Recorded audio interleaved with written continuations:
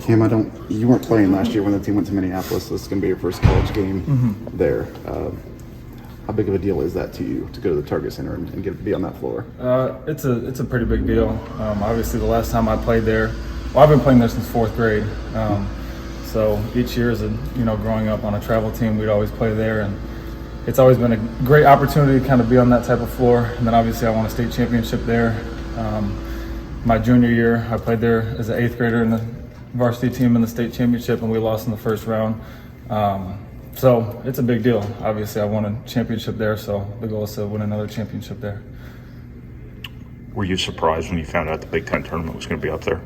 I was hoping that it'd be there one of the years that I'm here, so I wasn't too surprised, but obviously I was pretty excited. Your roles changed. Sorry, go ahead. Do you have a lot of family there? Or? Yeah, I've been. Do you have more family here in Lafayette than you do in? That's a good question. I'm not sure, but I've been asking quite a few guys for tickets and trying to get extra tickets here and there. So hopefully we'll be able to get tickets for everyone who wants to go.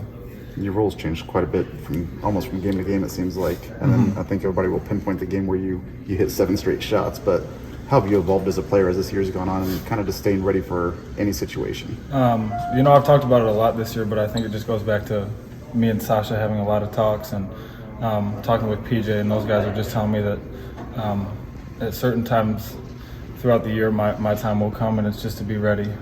Sasha told me that he's kind of been in the same situation, so obviously when you talk to guys who have kind of had that same experience and they're very successful in their career, you have to listen to every word they say. So I've just been able to kind of take in what those guys have told me and just be ready whenever my time comes.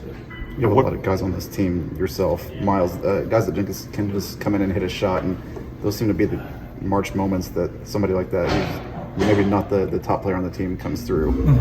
Is that what makes this team so dangerous, is kind of the depth of those guys deeper on the bench? Yeah. I mean, Coach Painter's talked about it a lot, but we have 17 great basketball players on the team, so at any moment it could be anyone's day. So it's just about being ready, and anyone can have a good day.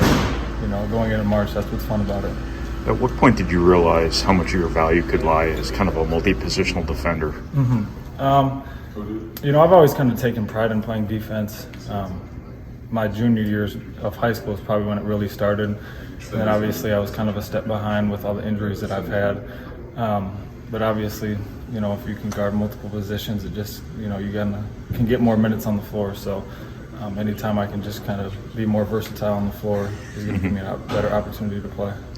Did you see this coming for yourself prior to this season, that you'd be a guy who might be guarding point guards, might be guarding whatever Marcus Damask is? I'm not sure that I'd say that specifically at the beginning of the year that I thought that, but like I was just saying, I just need to be ready to kind of do whatever I'm asked, and if that's a task that day and that's my matchup, then I'm going to go after it and guard those guys.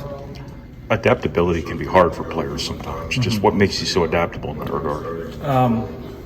A lot of people ask me what my role is, and I'd say I don't really have a specific role because I don't want to get too caught up in, saying my role is this and only being able to do this. So I think that just goes into, whatever Coach Painter asks me, whatever the coach is asking me, it's just kind of being able to do whatever they want me to do and just go out there and play my hardest. And, most of the time, if I do make a mistake, they always say, just, make up for it with how hard you're playing. How have the seniors kind of helped you kind of figure things out? They've been really not only supportive with my first year, but, they've guided me a lot. Obviously, Mason redshirted his first year. So kind of last year, having him kind of guide me and talk through his decision-making and, what made him go, into the decision to, redshirt was very important for me. And obviously him talking to me about it and kind of, picking my brain apart, picking his brain apart, and just figuring out what was best. But they've just, a lot of the situations I've been in, I've been able to find one of those seniors that's been able to kind of help me through it because they've been through it.